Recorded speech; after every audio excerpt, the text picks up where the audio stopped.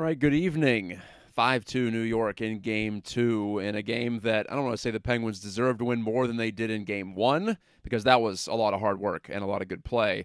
But this series has been fairly even, at least through two games, in more than one way, I would say. More than just the game count, more than just 1-1. By the way, this is Matt Gajtka, and this is Pittsburgh Postgame on Pittsburgh Sports Live. Thank you so much for watching.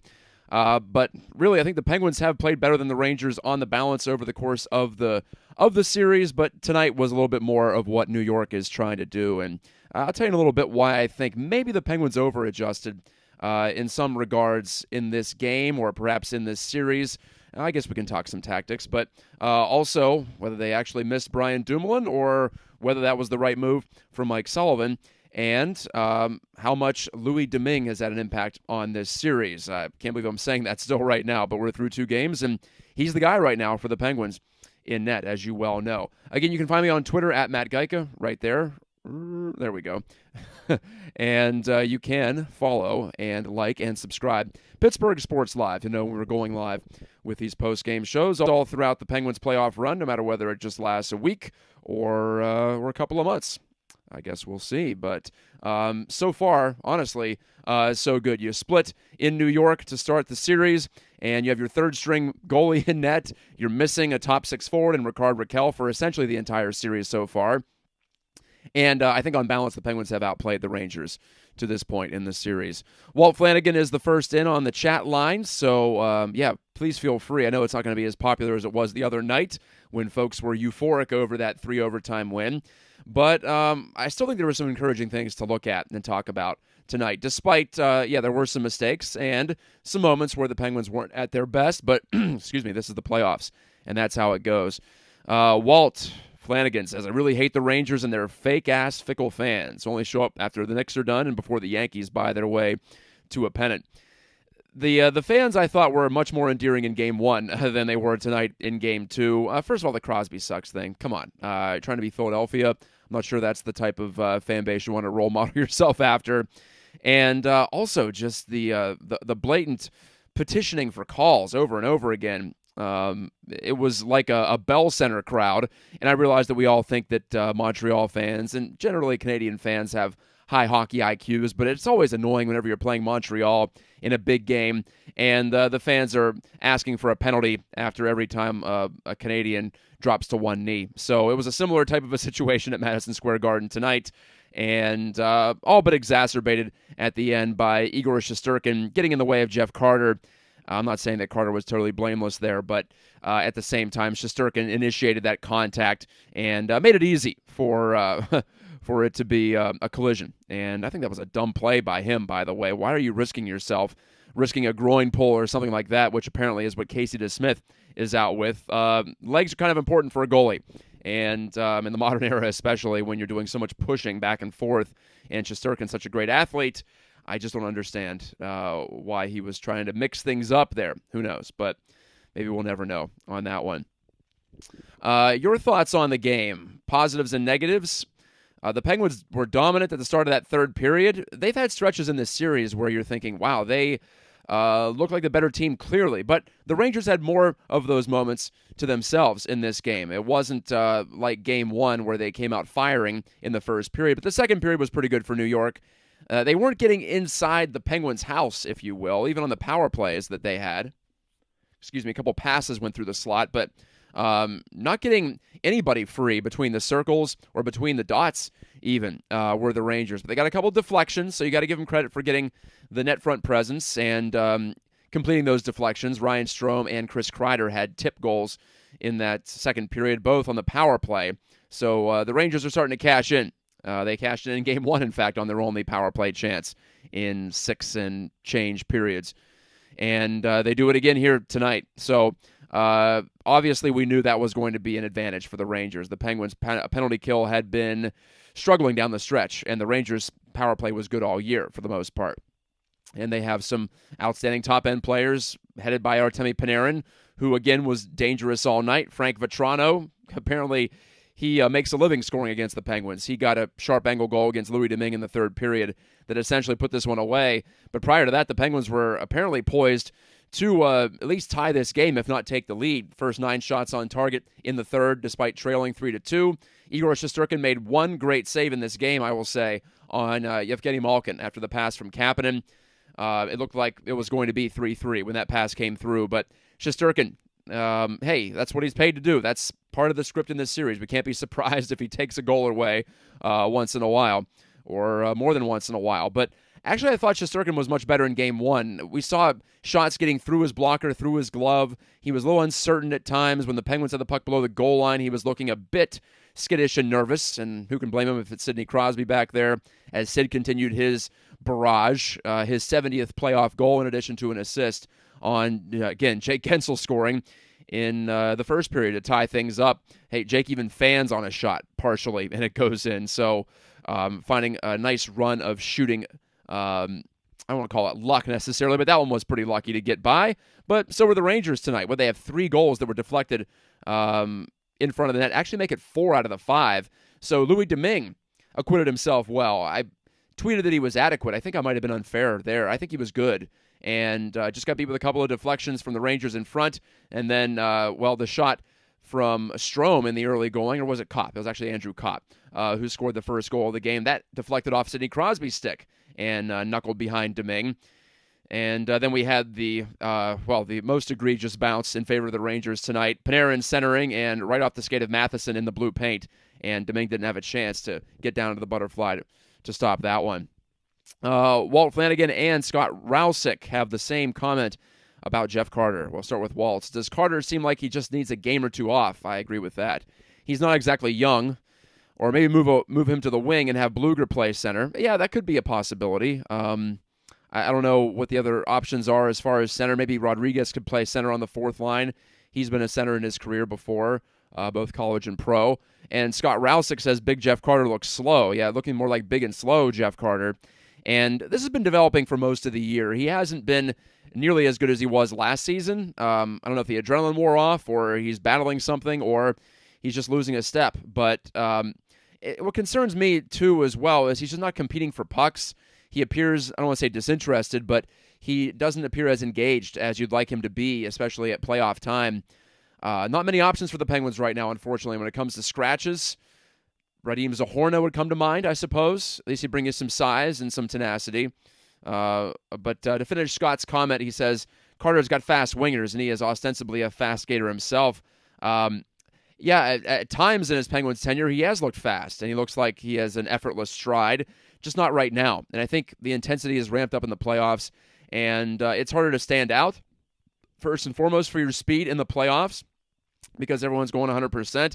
Maybe there is an attrition factor with Carter, and he's just worn down at the end of a long season. Remember, this is our first 82-game season since 2018-19. So it's been a little while, and perhaps a season like last year was beneficial to Carter, but not right now. And even late in the third period, he made a pass over to Crosby that was on a chance that was blocked, but he actually fanned on a shot initially before that, so even the hands aren't quite working right now for Jeff Carter. So, he's definitely someone that you look to and you wonder, can Mike Sullivan make a change there? Where Mike Sullivan might have made a change tonight, we're not entirely sure. At least I haven't seen any news that Brian Dumoulin is injured.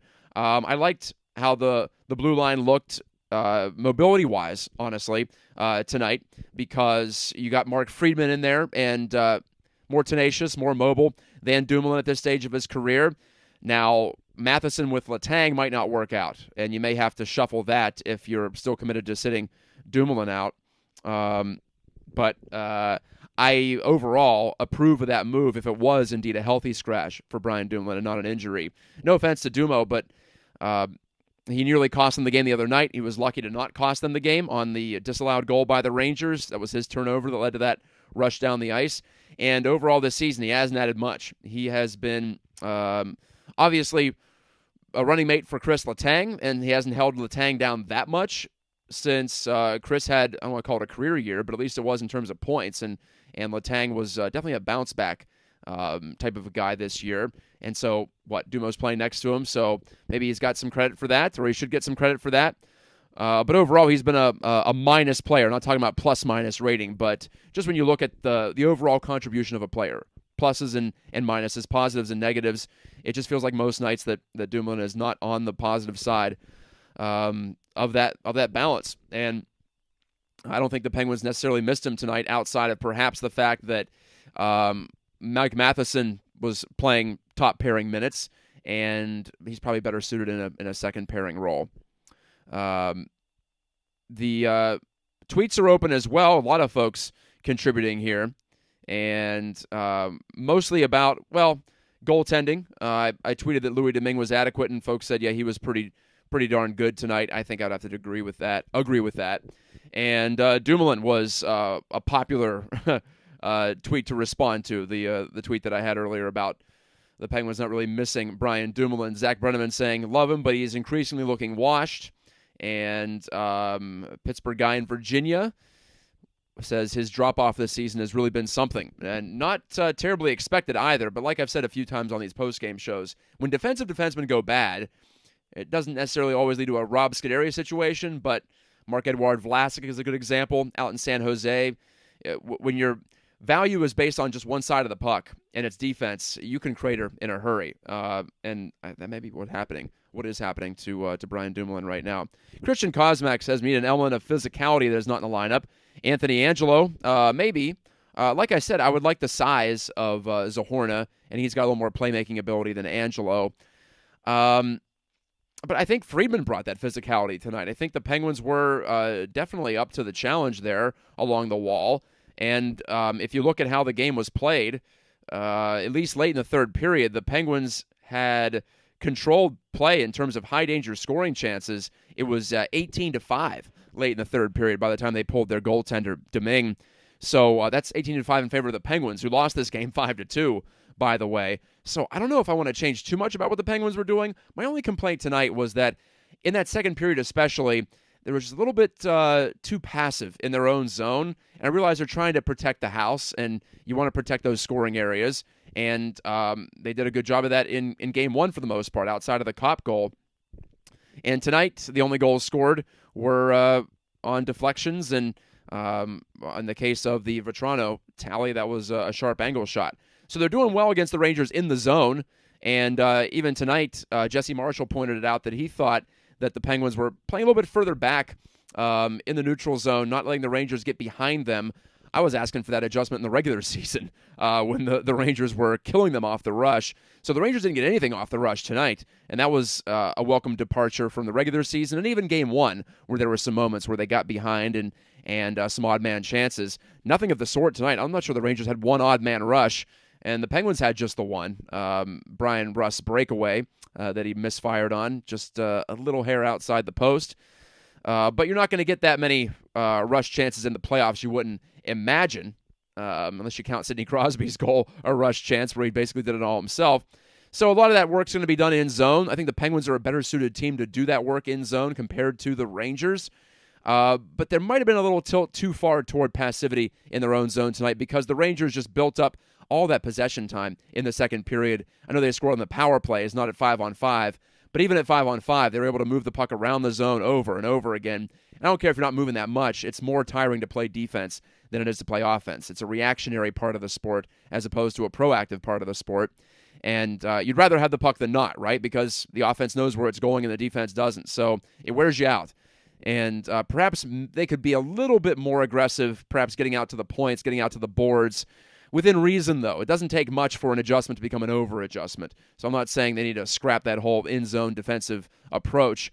But I just felt the Rangers were able to take over and get some confidence in that second period because they had the puck so much. Even if it was around the perimeter of the offensive zone, they were still forcing the Penguins, in the period of the long change, of course, to have guys out there for nearly 2 minutes. We saw Letang Matheson with long shifts. Marcus Pettersson had a shift of about 2 minutes as well. TNT, the broadcaster tonight, had the shift clocks up. They were doing a good job with that, and I think that was a determining factor in that second period at least, because otherwise, first and the third, I thought the Penguins were quite good. And like I mentioned, 18-5, high-danger scoring chances, they had the edge, or a dominant advantage there. Not an edge, but a huge advantage. And, yeah, Shesterkin was good. Maybe Louis Domingue was, well, he's a third-string goalie. He's a 900 career save percentage guy, as I said the other night, which I think he is. He might even be a little bit below that.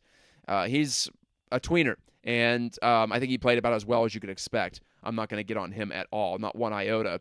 Thought it was a little blow the belt there from Eddie Olczyk to talk about getting a goaltender back. It wasn't on Domingue tonight, and the Penguins could have defended a little bit better in their own end. I guess that would be the only complaint that I would have about tonight. Jamie Komet says, hey, Matt, thanks for doing these. Hey, my pleasure. This is the best time of the year, isn't it? And Walt Flanagan notes that the Pens are an older team. It played a 3 OT game the other night.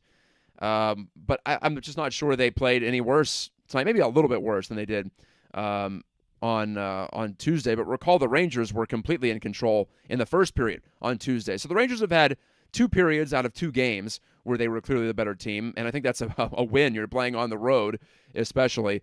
So I'm still encouraged overall by the results here, and can't really sneeze at 1-1, can you, considering the situation that the Penguins are in. Henry F. says the Rangers are going to fold. They were kind of folding early in that third period, weren't they? And Shesterkin made the one big save, and sometimes that's all it takes. And then you get a good bounce, and the game is essentially over from there. Not to besmirch the Penguins' attempts to come back, because they still kept the pedal down in the third. But once it's 4-2, you're going to need some luck, most likely, to come back in the playoffs. I don't care if it is against a young team that, for the most part, is making their playoff debuts this week. At home, what do you want to see from the Penguins? Do you want to see any kind of adjustments here? Like I said, maybe a little bit more aggressive in their own end defending, but other than that, they've done a nice job funneling pucks toward the net, another 40-plus shots in regulation time tonight, just like they did on Tuesday. So I'm here to tell you, I'm feeling pretty good about this series, especially now since the Penguins will still have, 3 of the remaining 5 games, if necessary, at PPG Paints Arena, and 3 of the next 4. Most notably, if they can win 3 of the next 4, then they'll be on to the second round for the first time in a few years, and wouldn't that be nice? So are you surprised by anything you've seen in the first 2 games? Are you totally unbothered by the Rangers' win tonight, or did the Rangers find something that you think might be able to be exploited in the future? All I thought was Shesterkin made a couple of big saves, and I think the Rangers were marginally better than they were in Game 2, and sometimes in hockey that's all it takes. A couple of big moments, a couple of bounces, a deflection or two, and that's that. I'm going to go back through some notes that I took during the game. Again, I was on the Jeff Carter disparagement bandwagon. It's just hard to argue that he shouldn't be anything but a fourth-line player right now. It's difficult. And someone said give Teddy Bluger his minutes. Maybe that is time to do that. Maybe it is Teddy's time to shine. And give Jeff not a day off necessarily, although it might be a good idea for him to do that, but at least give him a few more minutes less and give him a few more minutes on the bench. That might be the ticket here. How about John Marino? Another big night for him. The vast majority of the shot attempts, the vast majority of the expected goal share was in the Penguins' favor when he was on the ice. And talk about bounce-back candidates. John Marino didn't do much of anything for me this season, but sometimes maybe that just fresh mentality in the playoffs, you can just put it all behind you and not worry about trying to make up for things and just get a restart mentally and physically here. A couple days off as well between the end of the regular season and the playoffs seems to have served John Marino well. Sidney Crosby, that goal that he scored, I know he didn't take it all the way technically, but he did almost all the work. It reminded me of a goal that he would have scored in 2006 or 7 or 8 when he would just take on the whole team, and when defensemen couldn't skate quite as well back then either. He used to split D like nobody's business. If you're a young Penguins fan, you don't remember that, go back and watch some of those early highlights. He was a dynamo rushing the puck, sometimes even 1 versus 3, 1 versus 4. There was a little bit of that tonight. It was a little bit more brute strength from Sid to fend off players, but Russ followed on, and then Sid buried the rebound. And like I said, 70 career playoff goals. He's getting close to the top 5 all-time in playoff assists and playoff points. Goal is still a little behind the all-time top 10 or top 15. But Crosby, hey, I think he's taken some criticism in recent playoffs, as has Jake Gensel. And, here we are in a hostile environment, and those two are carrying the day, maybe carrying the day a little too much. That could be an issue. What do you guys think of Malkin tonight? I thought he had some jump early, but didn't really translate to much of anything. And I'm happy for him that he got the winning goal, obviously, the other night, but he's still not quite at full strength, I think, or maybe this is just the new Geno. This is the new level that he's going to be at, in which case it's going to be tough for the Penguins to get past more than one round. I still think they can do it based on what they've done here in this first round as far as getting past the Rangers. I think it's totally possible. But if they're playing the Hurricanes in this second round, they're going to need all hands on deck, and they're probably going to need all hands on deck to get past the Rangers in this series. So not quite a one-line team the Penguins were, and of course Malkin had the brilliant chance early in the third, so it could have turned things around. 2 goals looks a lot better than 1, certainly, but hey, Crosby and Gensel, and to a lesser degree Brian Rust, are still doing the job at the top of the lineup. But, well, I was going to say maybe a different line combination for Crosby and Malkin for Game 3, but with Raquel out, it does limit their options. Now, Zucker coming back, that looks like that's maybe a probability, maybe even more than a possibility, a probability for him to come back from whatever is ailing him, because he's been skating hard at practice, reportedly the last couple of times that the Penguins have had a practice. So I would expect number 16 to be back in the lineup for Saturday night's matchup against the Rangers with the series tied 1-1. So perhaps that provides an opportunity to inject him into the top 6 and maybe give Malkin some more help in addition to the usual comfort food of Gensel and Rust on Crosby's wing, or Rust back with Malkin. We've seen that in the past in playoff runs previously, and some playoff runs that have ended rather well for the Penguins. All right, other comments. Henry F. Kapanen is looking like he has the potential to be a real difference maker in the playoffs this year. Not quite as evident in tonight's game, Henry, but yeah, he has looked a lot more like the 2021 version of Kasperi Kapanen that had me thinking it was a good trade and worth the sacrifice of a number 1 draft pick, or a first-round pick, I should say, one of the final acts of Jim Rutherford before he left town. So regular season not inspiring from Kapanen, but another guy like Marino who has found a way to turn the switch and, well, just flip the page over, flip the calendar page over. I don't know about you, but I love the first day of every new month because it just feels like a fresh chance to be at my best. And it's the same for players once the playoffs start. Whole new season. It's a cliche, but it's a cliche for a reason, because it's probably quite true for a lot of guys. Christian Kozmak has an option, has a suggestion for us. He says when Raquel gets back, they should play 87, 69, and 67, and 71, 23, and 17. So to translate, Crosby with Gensel and Raquel, and Malkin with McGinn and Rust. Rust looks good on Malkin's line, and the top line doesn't look to lose much with Raquel up there. And I'm glad you mentioned McGinn, too, because he's been a standout for me in the first couple of games of this series in his own way. He's not going to necessarily tilt the ice that much, but he's shown some ability to rush the puck, and he's a well-conditioned athlete and looks like he is fresh as a daisy for this playoff run.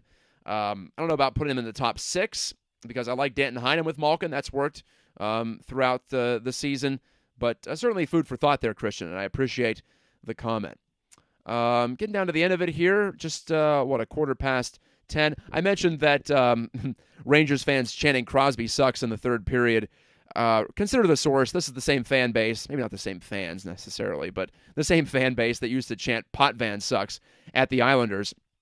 Dennis Potvin, the Hall of Famer. So they have said similar things to similar great players in the past, and so I wouldn't necessarily get too caught up in that. And as we have seen in the past with Crosby in Philadelphia, that can often inspire him, although I'm not sure how much more inspiration you need in the playoffs. And look at how he is producing and how he's playing in this series. Could have easily had a second goal, in fact, if not for, I believe he actually hit Jake Gensel with that shot in front with the goalie pulled. Penguins had the extra attacker. Carter pushed it over to him, and then Crosby couldn't get that to go through because that was ticketed for inside the right post. Shesterkin didn't have a chance to stop that one. Darren says Shesterkin was getting antsy anytime Sid and his line got the puck below the goal line. He gets a little scrambly. And, yeah, Shesterkin has a little bit of that in him. He's a young goalie, of course, so a lot of energy out there. And normally it serves him well because he has been precise in his movements more and more as he's gotten more experience at the NHL level, to the point where he's your slam dunk Vezina winner this year, will be, and is going to get some votes for the Hart Trophy. Craig Taylor says, back when Sid didn't try to assist so much, referring to my comment that reminded me of an older Sidney Crosby goal, or a younger Sidney Crosby in that way. Craig says, I'm okay with him taking it himself again. Let's go Pens. Thanks for that tweet, Craig. It is good once in a while for Sid not to always play the pull-up game, do the Gretzky move where you do the button hook inside the zone and then look for the trailer, because Sid still has the ability to get by guys. Maybe not so much with pure speed anymore because, hey, the whole league can skate now. It's not like it used to be. I'm not saying Sid's lost a step necessarily. I'm just saying that the league is caught up in a lot of ways. But strength-wise, puck possession-wise, there's none better, I still think, in the entire NHL. So fun to see him still putting on a show at age 34, soon to be 35 this summer. Makes most of us feel old, I'm sure. All right, thank you so much for watching tonight's Pittsburgh Postgame. Not as many viewers tonight as you would imagine because the Penguins did not win. But, hey, that's how it goes, and I'm here with you throughout the entire playoff run. Win or lose. I was going to say win, lose, or draw. Last night or 2 nights ago almost felt like it was going to be a draw. Oh, both teams were going to say enough's enough. But we all know that's not the case in the playoffs, and we all know we love overtime. And, in fact, is that the only overtime game so far in the Stanley Cup playoffs? Kind of rare to get through now 4 nights without more than one overtime game. And looks like the Florida Panthers have taken care of the Capitals, so no overtime there. 5-1 winners for the Panthers. So 2 series here in the East are tied 1-1. The Hurricanes lead the Bruins 2-0. And let's see, what's the other series? It's slipping my mind right now. Oh, yeah, Toronto and Tampa Bay also 1-1. So 3 out of the 4 are 1-1 in the East. Colorado trying to take a 2-0 lead against Nashville. That's on TNT. The Avalanche were totally dominant in Game 1. And Dallas and Calgary are 0-0 in the first. Calgary won 1-0 on Wednesday, or Tuesday night. It went into Wednesday, actually, here in the Eastern time zone. Not quite of a late of a night for me. I'm sure the same for you. But we'll get rested up, recharged. Penguins fall 5-2 in Game 2. Thank you for watching on Pittsburgh Sports Live. This is Matt Gajtka saying good night, God bless. Talk to you on Saturday after Game 3, the pivotal Game 3, as they always say, as the series shifts venues. Bye for now.